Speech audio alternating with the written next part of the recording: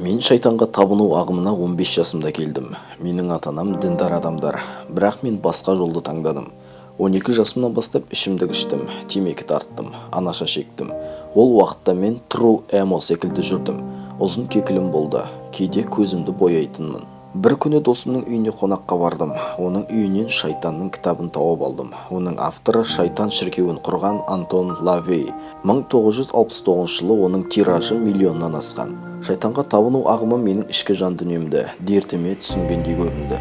Келесі күні анаммен ұрысып қалдым. Бөлмемді іштен құлыптап, денеме шайтан шіркеуінің белгісін салдым. Қан көп кетті. Мен барлық денемді тілгілеп тастағым келді.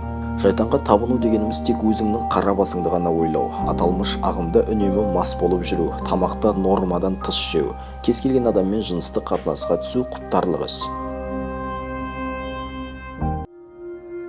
Бір күні шайтанды түсімде көрдім. Ол менің төсегімнің жанында тұр екен. Ол әдемі киінген, сөйлеу мәнері жақсы.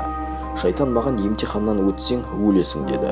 Сол уақытта шайтанмен келісімге келдім. Шайтан маған алкогольді ішімдікті ұрлап, қыздармен тек жыныстық қатынасқа түсу үшін ғана кездесіп, адамдарды бір-біріне қарсы қойсам көмектесетінін айтты. Осы жағдайдан кейін қатты өзгердім. Адамдарды бір-бірімен ұрыстырып, өтірікті көп айтуды шығардым. Ата-анаммен жиі сөзге келетін болдым. Қызыммен де арамыз суып кетті. Соның нәтижесінде қызыммен айырылыстым. Ата-анамды жиі ренжітетін болдым. Достарымның көбі менімен араласпай кетті. Мен өзімді айдалада жалғыз қалған адамдай сезіндім. Мен емтиханды ойдағыдай тапсырдым, бірақ тірі қалдым. Шайтанның маған өтірік айтқанын түсіндім. Менің басымдағы сұмдық жағдайдан арылуыма діни фестиваль көмегін тигізді. Фестиваль аяқталуға таяғанда бейтаныс адам мен үшін дұға ететінін айтты.